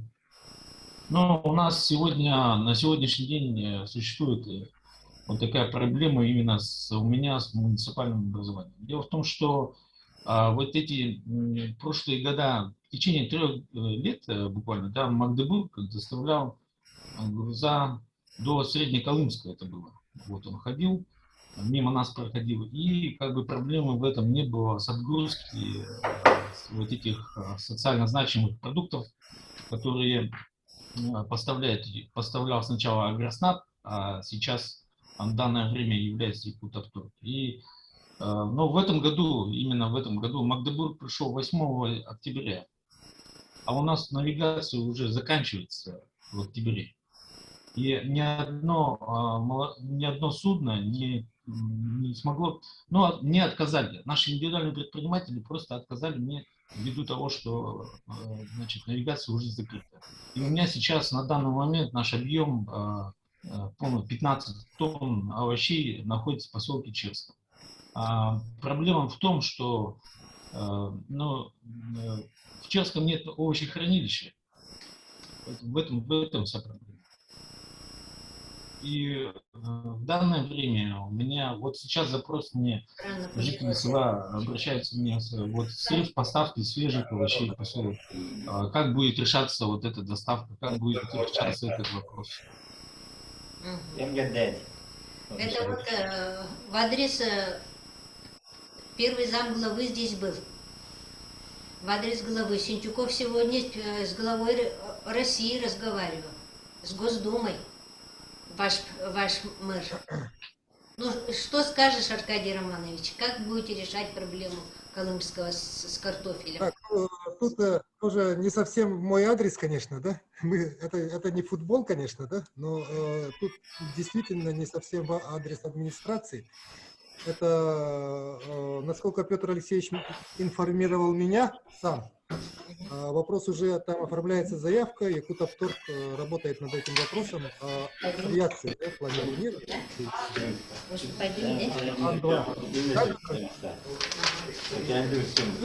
Аркадий Романович, в любом случае администрация отвечает за весь круг жизни населения. Да, мы понимаем это. Да, поэтому вы должны координировать работу вот вашего низовой администрации со всеми структурами, которые есть. Пусть там Якутавторг или кто-то отвечает, или еще кто-то. Вот вы соединяйте их. Конечно. Угу. Ну что, все? Мы в этом направлении работаем. Да. Ну, большое спасибо. Мы, наверное, вот послушали друг друга все части, ушли в министерство, к сожалению. В это время в правительстве проводится очень много этих, как его называется, онлайн-совещаний. Поэтому и Минпред, к ним есть вопросы по поддержке предпринимателей. Есть, конечно, вопросы к Минтрансу, который должен курировать и объединять действия всех видов транспорта на территории республики. Вот поэтому северный завоз, мы считаем с Иваном Ивановичем, во всяком случае мы с ним мыслим примерно одинаково, о том, что система по северному завозу должна быть отлажена. Поэтому мы со всех сторон республика наша выходит на федерацию. В первую очередь, чтобы у нас как-то заинтересованы были федеральные структуры власти. Это и Минвосток развития, да, это и Росрезерв, это и другие министерства. Там сейчас тоже есть большие подвижки. Вы видели, наверное, что Александр Константинович Акимов буквально вчера провел по северному завозу совещание с заинтересованными министерствами и ведомствами. То есть там оттуда тоже должны быть. Поэтому ставится вопрос активного задействия Севморпути, и не только продовольственными товарами, а как сказал Иванович, стройматериалами. А вот видели вы по заявке, стройматериалы никто практически не заказал. Наш Речпорт не возил ни одной доски, ни одного бруса, ни фанеры и ничего.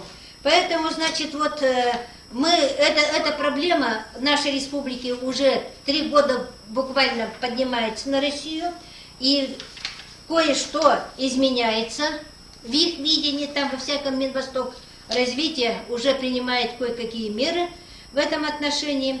Поэтому мы считаем сейчас, Иван Иванович, после меня будешь говорить, да?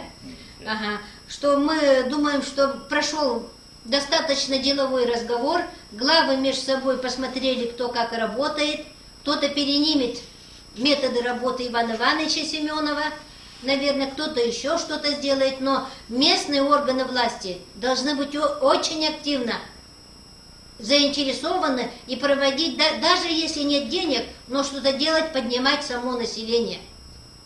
Нужно и самими людьми работать. Значит, информацию считаем, что госком обеспечения жизнедеятельности и Минартики принимаем сведению. Так, да, Иван Иванович? Да. И теперь, значит, мы обращаемся в Государственное собрание Илтумен, чтобы они в контрольном порядке рассмотрели, значит, исполнение тех рекомендаций, тех решений, которые они вынесли во время обсуждения 3 комитетами своими вопроса о продовольственном обеспечении арктической зоны Республики Саха-Якутия в марте текущего года. Очень большое постановление они приняли, очень много пунктов в разные, такое расширенное, и в адрес федеральной структуры, то есть у них с ними поработать, и в адрес республиканских министерств, ведомств, ну и рекомендации местному органам самоуправления. Поэтому мы просим их, чтобы они этот вопрос подняли снова на контроль. Выполнение каждого пункта их рекомендаций. Третьим пунктом, значит, повторить предложение Общественной палаты Республики Саха-Якутия. Мы это уже 2 года назад сделали. Минвосток развития в Общественную палату Российской Федерации по вопросам формирования федерального центра по координации северного завоза. Ну, Минвосток развития этой проблемой сейчас занимается, но не очень быстро все это делается. И, значит, по разработке нормативно-правовых актов, касающихся северного завоза, в первую очередь проекта федерального закона об особенностях северного завоза. И рекомендовать муниципальным образованиям обеспечить контроль подготовки автозимников, перевозки, по заключению договоров с водителями, местными водителями или с республиканскими о том, чтобы зимний объем грузов вами в течение года был тоже также завезен. Во всяком случае, нельзя допускать того, что произошло 2 года назад, когда буквально люди голодали. Ну и значит, проводить такую системную, в принципе, работу. И, пожалуй, в заключение я бы хотела сказать, что еще второй вопрос как раз с Петром Котельниковым был поднят нынче весной, да, на встречах с правительством вопрос капитального строительства стоит. Поэтому мы бы просили всех вот лица, которые заинтересованы, также подключиться к подготовке вот большого общественных слушаний, которые палата планирует провести в будущем месяце. Особенно глав районах мы просим ваши материалы, ваше мнение по состоянию капитального строительства и мерах по восстановлению системы обеспечения жильем и другими социальной инфраструктурой в арктических районах. Понятно, да? Согласны с этим, Иван Иванович? Сергей Августович, согласен или есть дополнение? Согласен. Отключил звук у себя. Ну, Людмила Иннокентьевна, она у нас там с Иваном Ивановичем где-то далеко. Да, можно, да, одно слово, пару слов. Уделить внимание развитию связей, потому что ни интернета, ни связи у них как таковой устойчивой нету. Вот это надо, для этого нужны очень большие финансы тоже для нашего министерства, чтобы они могли обеспечить. Это в адрес Минтрансвязи? Ясно. Уважаемые земляки, ну и коллеги, скажем, значит, по работе. Сегодня достаточно такой открытый разговор состоялся. Я, как человек, знающий, ну, без скромности, значит, Арктику, доволен, скажем, сегодняшним разговором. Ну, вы знаете, что Общественная палата – это новый институт, связующее звено между общественностью, общественным мнением и, значит, органами государственных и муниципальных образований, значит, и представительным органам. Поэтому то, что мы финансовые вопросы напрямую не решаем, но, как говорят, слово – это очень сильное дело. Значит, ваше мнение мы, значит, постоянно доводим и в данном случае будем доводить. И до органов государственной власти, вплоть до главы республики и, значит, представительных органов власти, имеется в виду Госсобрание из Дня. Ну вот я говорил при своем вопросе вот Владимиру Николаевичу о том, что вот в Северном заводе первые движения есть, даже, скажем, прорывные, в части практической реализации вот строительства торгово-логистических центров вот, буквально вот за самое короткое время. Недавно глава, значит, после нашего разговора большого Общественной палаты и Госсобраний о необходимости строительства, значит, вот, торгово-логистических центров, в своем послании включил строительство в 12 арктических улусах. И сегодня уже два, значит, населенных пункта имеют торгово-логистические центры. Это вчера приемка была с участием главы Белой горе Абыйского улуса, и завтра будет, значит, в Усть-Куйге на реке Яна. Это вселяет, конечно, надежду в том, что началось движение по более-менее нормальному обеспечению, значит, северян продуктами питания. Я буду сегодня говорить конкретно, видимо, значит, только по обеспечению продуктами питания. И второй вопрос, чего мы добились, это все-таки общими усилиями, я не говорю только Общественная палата, все-таки, значит, глава принял наше общее предложение о том, что по Северному заводу должен быть один координатор. Это лице Министерства Арктики и по делам народов Севера. Поэтому Владимир Николаевич с его командой на сегодня, можно сказать, неплохо справляется вот с этими задачами. Значит, я постоянно держу связь с руководителем Якутопторг Николаем Николаевичем Алексеевым. Достаточно активным товарищем за последнее время из числа руководителей Якутовтор, которых я знаю. Дела идут неплохо, вот такой бы темп дальше значит, держать. Вот в следующем году нынче из 3 ТЛЦ, значит, одно ТЛЦ, ну, как бы не смогли, и зато 4, значит, торгово-логистические центры должны быть введены в следующем году. Ну, я надеюсь, вы знаете, это в Черском будет, как раз вы говорите, значит, негде хранить сегодня, значит, овощи там до 20 тонн, значит, в Среднеколымском улусе, в Дыганском улусе и поселке Батыгай. Поэтому мы вот, разговаривая с вами сегодня, нисколько не стыдимся, что есть участие тут общественности республики. Но я бы хотел, все-таки это начало, я бы хотел все-таки настроить вас, сегодня участников сегодняшнего заседания, на будущее. Это начало неплохое. Вот, по обеспечению продуктами питания, значит, северных улусов, особенно социально значимых.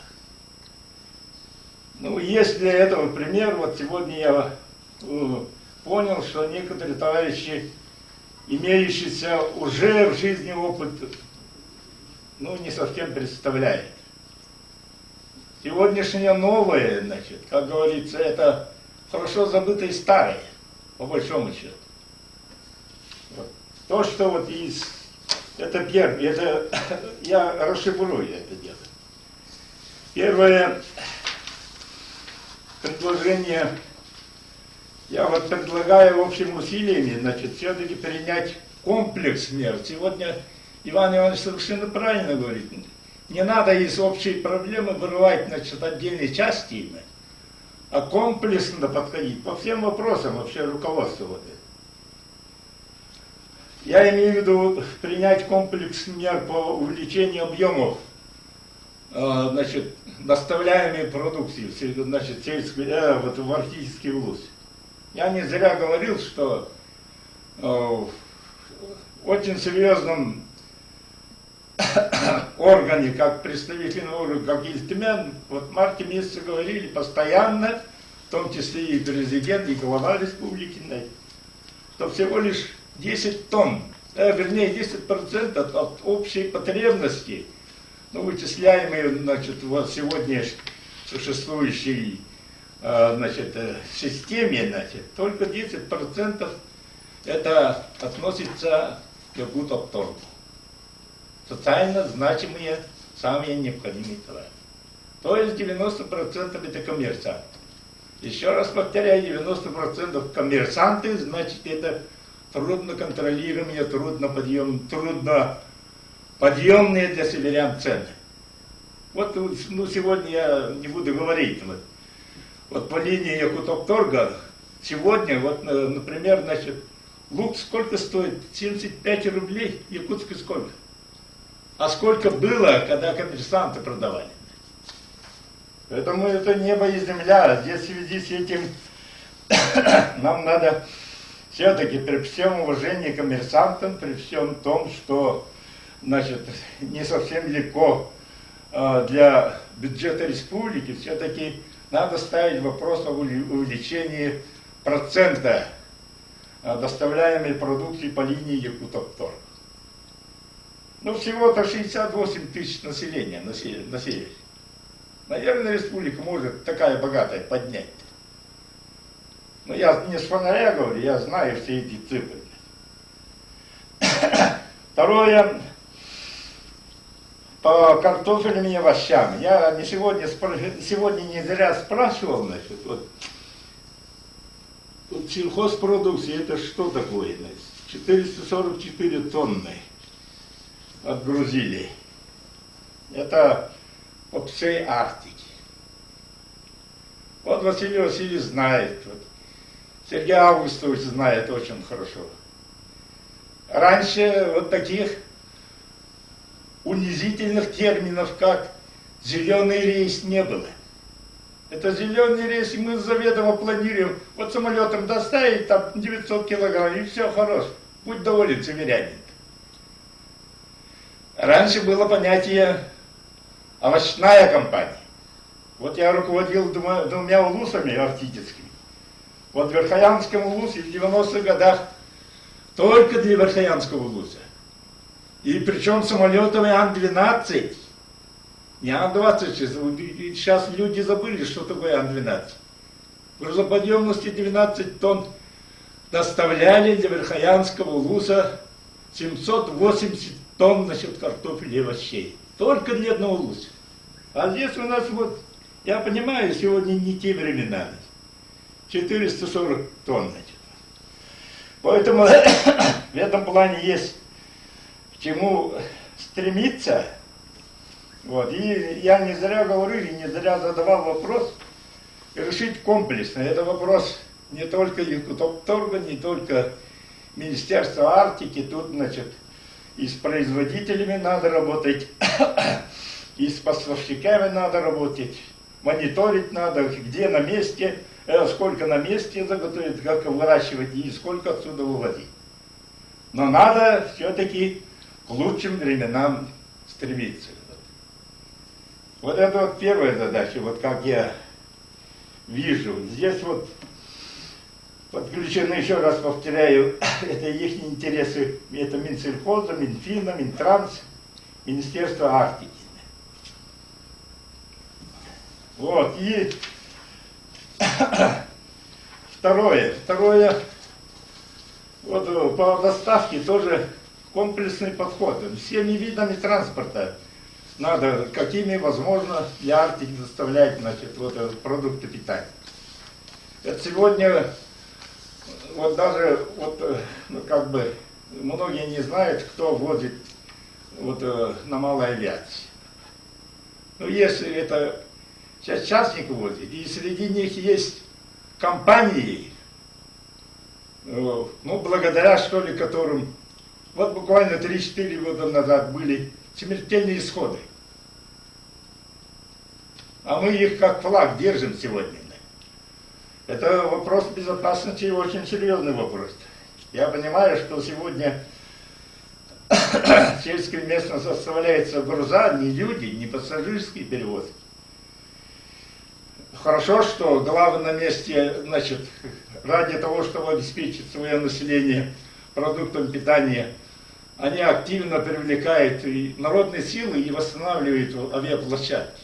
Вот вчера я слышал выступление наших товарищей вот в Госдуме. Хорошо, что в Госдуме сразу сходу подключились к решению вопросов Северного завода. Оказывается, у нас сколько? 137 площадок по республике. Из них годных полетов 37 штук. То есть я говорю, вот сегодня подключены только вот частные фирмы, такие, ну так, наши доморощенные, на самолетах которых небезопасно летать. Поэтому общими усилиями Владимир Николаевич, вот, и Министерство транспорта здесь нет, к сожалению, но я могу с ними поговорить отдельно, вот, с руководством вот, акционерной компании «Полярные линии» я имел беседу. Надо подключить, значит, вот, полярные линии. Свежие, не только вот продукты питания, людей надо возить тоже. То есть для этого нужны деньги. И здесь нам, Владимиром Николаевичем сообща, надо все-таки посчитать, какие аэропорты нам следует восстановить с тем расчетом, чтобы на восстановление ушли деньги, ну, пошли деньги бюджетные в большей степени. А так население не поднимут. Василий Васильевич правильно говорит, не поднимут этот вопрос. А этот вопрос, в принципе, общим усилием мы можем решить, убедить. Я проинформирован, значит, вчера глава, когда в Белой горе был, и когда открывали вот этот центр логистический, когда встречался с людьми, когда увидел, как люди обрадовались из-за решения, только начала решения вот продовольственного вопроса. Как у людей дух поднялся. Естественно, он понял, что по северному заводу, в том числе и по восстановлению, значит, местного ветплощадок, у него появляются позитивные мысли. Это надо использовать.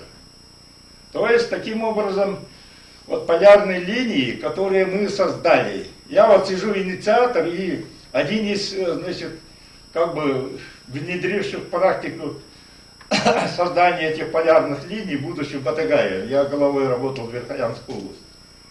24 года назад. И специально из расчета обеспечить, чтобы северян мы называли полярные линии. То есть надо оправдать. А то вот сегодня летает, значит, Ан-24 до районных центров, а дальше нет. Люди спокойно сидят. Надо разбудить. И они ссылаются на всякие вот авиационные требования по эксплуатации. Вот вчера, когда депутаты разговаривали, они допускают, в Госдуме я имею в виду, они допускают мысль, что смягчение можно добиться для перевозки как раз вот для сельских авиаплощадок по эксплуатации этих площадок.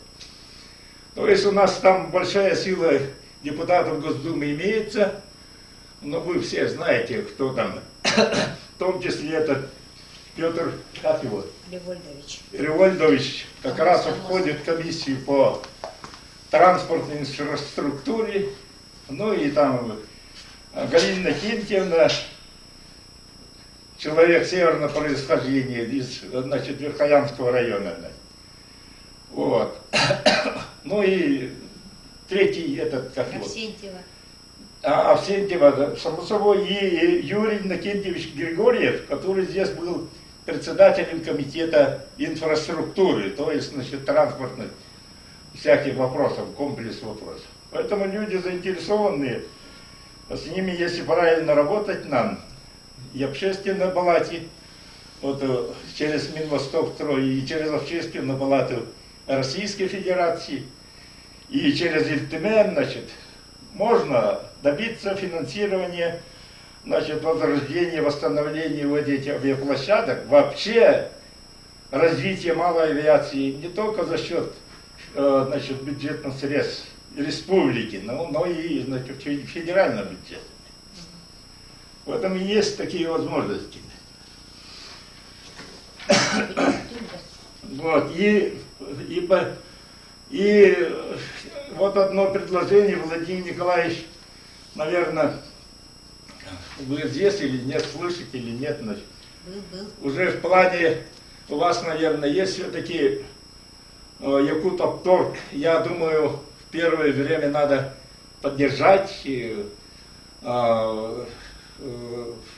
содействием, значит, в создании своего транспортного подразделения. Имеется в виду, вот, значит, летнее время, значит, судами можно доставить, это межулусные и внутриулусные перевозки можно вопросы решить. Ну, авиация, я не знаю, это очень специфический вопрос. А автомобильный транспорт, конечно, тоже. Вот автозимник полярные линии создали в 2014 году. И как раз, значит, пользуясь вот этим вопросом, все-таки специализированную транспортную организацию, в том числе автомобильную, для доставки грузов на север в зимнее время для Якутопторга надо решить. Ну и последнее вопрос очень серьезный. По Арктике, ну это сегодняшний наш разговор, это в плане первых шагов реализации стратегии развития арктической зоны получается. Вот, мы активные участники по защите интересов Арктики. Вот сидим, 4 года воевали по всей республике.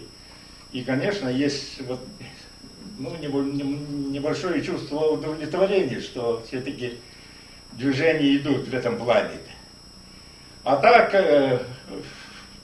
непочатый край проблем по Арктике. и энергетические, и транспортные, и строительный комплекс, и горнодобывающий промышленность. Ну и, само собой, конечно, вот развитие традиционных отраслей народов Севера. Ну и экологии. Поэтому, о социалке я не говорю, образовании, здравоохранении, культуре. И вообще эти вопросы, конечно, тут один поле не воин, как говорится. Надо, чтобы главы в этом плане нам помогли через общественные советы своих органов. В администрациях я имею в виду. Я знаю, во многих общественных советов нет, вот при муниципальных образованиях. Некоторые не хотят, там туда-сюда. Но разумный глава должен понять, значит, общественность и глава решают одну задачу. Ради человека все это делается, а не ради контроля, а ради, чтобы ставить тормоза друг к другу. Поэтому и такое отношение, я думаю, должно быть и исполнительной власти, государственной власти нашей республики.